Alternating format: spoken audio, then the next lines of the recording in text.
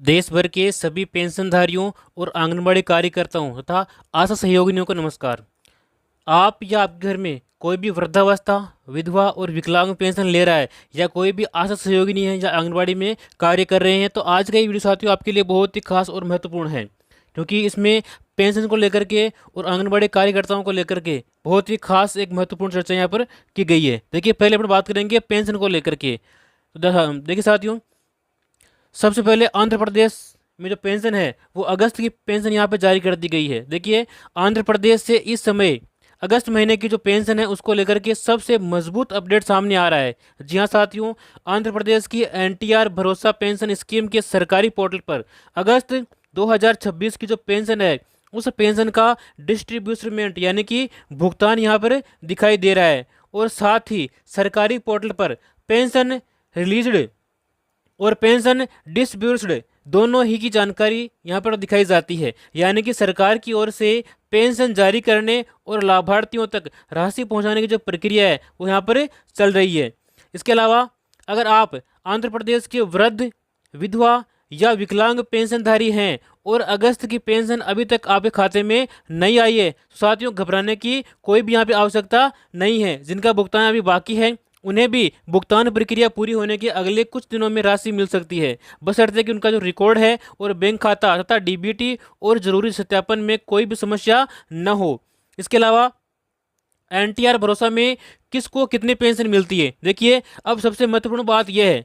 तो साथियों, आंध्र प्रदेश की एनटीआर जो भरोसा पेंशन है उस पेंशन स्कीम में जो राशि है उस प्रकार से मिलती है। जो वृद्धावस्था पेंशन है उसको 4,000 रुपये, विधवा पेंशन 4,000 रुपये और एकल महिला, इसके अलावा पात्र सामाजिक सुरक्षा श्रेणियों में जो भी आते हैं उनको भी 4,000 रुपये, जो दिव्यांगजन है उनको 6,000 रुपये और कुछ विशेष जो पूर्ण दिव्यांग श्रेणियों में आते हैं उनको 10,000 रुपये तक यहाँ पर पेंशन दी जाती है। इसके अलावा कुछ निर्धारित जो गंभीर बीमारी वाले जो लोग हैं उनको भी 10,000 रुपये पेंशन यहाँ पर सरकार की ओर से दी जाती है। यानी कि जिन श्रेणी के लिए जितनी राशि निर्धारित है उसी के अनुसार अगस्त महीने की जो पेंशन साथियों वो जारी की जा रही है।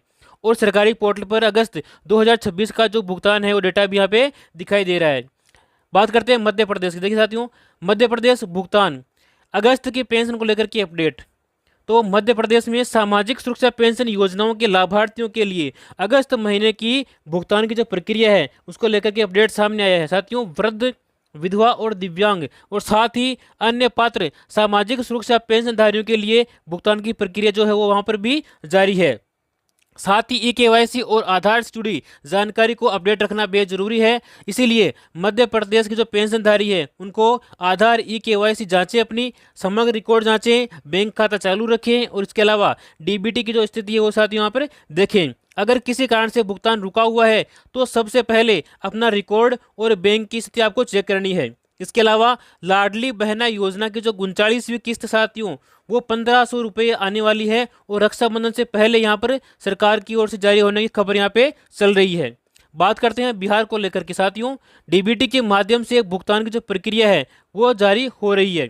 बिहार में भी सामाजिक सुरक्षा पेंशन योजना का जो भुगतान है वो डीबीटी के माध्यम से किया जा रहा है। सरकारी जानकारी के अनुसार बड़ी संख्या में सामाजिक सुरक्षा पेंशनधारियों के खाते में राशि डीबीटी के माध्यम से ट्रांसफर की गई है।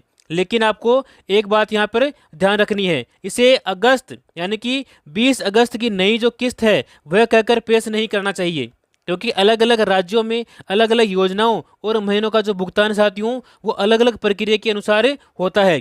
इसीलिए अगर आप बिहार में पेंशन नहीं आती है अगर आपकी, तो साथियों बैंक खाता है उसको आप जांचें, डीबीटी की स्थिति देखें चालू है या नहीं है। इसके अलावा पेंशन पोर्टल पर पेमेंट का स्टेटस भी आप यहाँ पर नियमित रूप से देखते रहें। अब बात करते हैं अपन राजस्थान को लेकर के। साथियों, राजस्थान पेंशन को लेकर नया सरकारी अपडेट। राजस्थान के पेंशनधारियों के लिए एक महत्वपूर्ण अपडेट यहाँ पर है। राजस्थान वित्त विभाग की जो वेबसाइट है वो पर साथ ही पेंशन न्यूज अर्चिव में अगस्त 2026 के दौरान ओपीएस यानी कि ओल्ड पेंशन स्कीम से संबंधित नए आदेश यहाँ पर दिखाई दे रहे हैं। साथियों, विशेष रूप से 5 अगस्त 2026 का एक आदेश और 1 जनवरी 2004 या उसके बाद नियुक्त थे और निर्धारित शर्तों के अंतर्गत आने वाले जो कर्मचारी हैं उन कर्मचारियों के लिए ओपीएस का विकल्प यहाँ पर दिया जा रहा है। इसके साथ ही ईपीएफओ हायर पेंशन योजना, इनके लिए भी साथियों एक बड़ी अपडेट यहाँ पे निकल कर आ रही है। यह सामान्य वृद्धावस्था पेंशन से अलग है, लेकिन ईपीएस या फिर ईपीएफओ से जुड़े पेंशनर के लिए बहुत ही महत्वपूर्ण विषय है। हायर पेंशन का मतलब है कि पात्र सदस्य वास्तविक वेतन के आधार पर अधिक पेंशन पाने के विकल्प से जुड़े मामलों में लाभ प्राप्त कर सकते हैं। साथियों, ईपीएफओ के आधिकारिक पोर्टल पर पेंशन ऑन हायर वेज के आवेदन का जो स्टेटस है वो ट्रैक करने और हायर पेंशन की गणना से संबंधित सुविधा भी यहाँ पर उपलब्ध की गई है। हाल ही की रिपोर्टों में हायर पेंशन के लंबित मामलों के निपटारे और पात्र पेंशनर्स को लाभ पहुंचाने की प्रक्रिया को लेकर साथियों एक अपडेट सामने आया है। लेकिन यहाँ भी एक बात आपको साफ समझनी चाहिए, हायर पेंशन का लाभ हर ईपीएफओ पेंशनर को अपने आप ही मिलेगा। यह पात्रता, आवेदन, सत्यापन और संबंधित रिकॉर्ड्स पर निर्भर करता है। इसीलिए साथियों, ईपीएफओ से जुड़े पेंशनर्स अपना हायर पेंशन एप्लीकेशन स्टेटस जरूर चेक करें। इसका ईपीएस 95 ये जो पेंशनधारी है वो मांग कर रहे हैं 7,500 पेंशन की, कि हमें प्रत्येक माह 7,500 रुपये की पेंशन हमें मिलनी चाहिए। साथियों, ईपीएस 95 पेंशन की जो न्यूनतम राशि है वह 1,000 रुपये है और पेंशनर इसे बढ़ा करके 7,500 रुपये करने की मांग यहाँ पर कर रहे हैं। हाल ही में इस मांग को लेकर के प्रदर्शन भी हुआ है और 17 अगस्त को भारतीय मजदूर संघ द्वारा देशव्यापी प्रदर्शन का आह्वान भी किया गया है और ये प्रदर्शन भी किया गया है। इसके साथियों, लेकिन आपको एक बात यहाँ पे ध्यान देनी है, 7,500 की जो पेंशन है वो अभी लागू नहीं हुई है, यह केवल एक पेंशनर की मांग है। तो साथियों, 7,500 रुपये मासिक पेंशन की मांग को लेकर के जो भारतीय मजदूर संघ है वह जंतर मंतर पर यहाँ पे धरना रखा है और 12 प्रमुख मांगे उनकी कौन कौन सी हैं उनके बारे में अपने यहाँ पे जानने वाले हैं। तो उनकी 12 प्रमुख मांगे देखिए। एक तो है ईपीएस 95 पेंशन जो है वो 7,500 रुपये न्यूनतम और वीडीए और आयुष्मान भारत से उसे जोड़ना। इसके अलावा ईएसआई सीमा 21,000 से बढ़ा करके 42,000 करना। इसके अलावा ईपीएफ सीमा जो है वो 15,000 से बढ़ा करके 30,000 रुपये करना। ग्रेचुएटी 15 दिन से 30 दिन का वेतन बिना किसी सीमा के न्यूनतम वेतन के लिए महंगाई आधारित वैज्ञानिक फॉर्मूला अपनाना।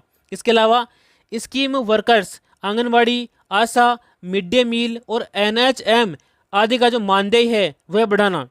समान काम का समान वेतन। साथियों, सभी संविदा और आउटसोर्स कर्मियों को वेतन चोरी करने वाले ठेकेदारों और मेन पावर एजेंसियों को कड़ी सजा दिलाना भी इनकी मांगों में एक प्रमुख रहा है। 5 दिवसीय बैंकिंग लागू करना और सरकारी सेवाओं में भी खाली जो पद है वो शीघ्र भरना। इसके अलावा भारतीय श्रम सम्मेलन तुरंत बुलाना और पुरानी जो पेंशन है उस पेंशन योजना जो ओपीएल पेंशन योजना है उसको बहाल करना, उसको पुनः एक बार लागू करना। इसके साथ ही डॉक्टर दीपेंद्र चाहर ने कहा है कि 1975 में शुरू हुई आंगनबाड़ी योजना को लगभग 50 साल यहाँ पे पूरे हो गए हैं और 1 करोड़ से अधिक स्कीम वर्कर्स रोज 10 से 12 घंटे काम करते हैं, लेकिन आज भी उन्हें नियमित कर्मचारी का दर्जा नहीं मिला है। साथियों, सरकार को इनके भविष्य पर तुरंत चर्चा करके भारत के अनुरूप नई नीति बनानी चाहिए। ये बात कही थी डॉक्टर दीपेंद्र चाहर जी के द्वारा। इसके अलावा अब पेंशन के 11 जो जरूरी नियम है वो भी आपको जानने यहाँ पर जरूरी है। साथियों, आप वृद्ध, विधवा या विकलांग पेंशन लेते हैं साथियों, तो आपको ये 11 नियम विशेष रूप से ध्यान में होने चाहिए। पहला नियम कौन सा है? आधार अपडेट। साथियों, आपका जो आधार है उसमें नाम और जरूर जानकारी अपडेट रखें। दूसरी है ई-केवाईसी आप पूरी रखें और साथ ही बैंक खाता आपका चालू होना चाहिए। इसके अलावा डीबीटी सही रखनी है आपको, आधार बैंकिंग आपको लिंक रखना है और इसके साथ ही जो मोबाइल नंबर है वो भी आपको अपडेट रखना है। पेंशन का आपका रिकॉर्ड है वो सही रखना है। जीवन प्रमाण पत्र आपका जो है उसे समय पर पूरा करना है, जमा करवाना है, ई-केवाईसी करवानी है। और इसके अलावा बैंक विवरण में गलती न हो यह आप विशेष तौर से ध्यान रखें। साथ ही जरूरी प्रमाण पत्र अपडेट रखें। जो भी विधवा या दिव्यांगजन जैसी श्रेणी में आते हैं लोग, तो उसके जो अनुसार आवश्यक डॉक्यूमेंट्स हैं उनको आप सही रखें और अपडेट रखें। इसके अलावा पेमेंट्स स्टेटस जरूर देखें। साथियों, 20 अगस्त से पहले आपको पेंशन मिलेगी। जी हाँ साथियों, अगर आपकी अगस्त महीने की जो पेंशन है वो अभी तक नहीं आई है तो केवल इस वजह से यह मत मानिए कि पेंशन बंद हो गई है। साथियों, से कई वजह हो सकती है, इसको अपने यहाँ पे देखते हैं। एक तो आपका बैंक खाता सही नहीं है, ये आपको सही रखना है, डीबीटी आपको चालू रखना है, सही रखना है, ई केवाईसी पूरा करना है और पेंशन का जो रिकॉर्ड है वो साथियों सक्रिय है आपका, तो साथियों लंबित आपका जो भुगतान है वो आगे जारी हो सकता है। इसीलिए 20 अगस्त से 25 अगस्त से पहले, यानी कि 20 से 25 अगस्त के मध्य में आपका जो पैसा है वो आना संभव है, लेकिन किसी व्यक्ति के खाते में किसी तारीख को पेंशन आएगा इसकी कोई भी यहाँ पे गारंटी नहीं ली जा रही है साथियों। बिना उसके राज्य और पेमेंट स्टेटस देखिए ये आपको बात नहीं बताई जा सकती है। तो साथियों उम्मीद है कि आपको जो पेंशन है वो 20 अगस्त तक आ जाएगी। आप चाहते हैं कि ऐसी जानकारी हमें आगे मिलती रहे तो आप इस चैनल को सब्सक्राइब करें और इस वीडियो को अपने सभी पेंशन लेने वाले भाई बंधुओं और जो भी आशा सहयोगिनी हैं उनके साथ शेयर करें। मिलते हैं अपने अगली वीडियो में, तब तक के लिए जय हिंद जय भारत।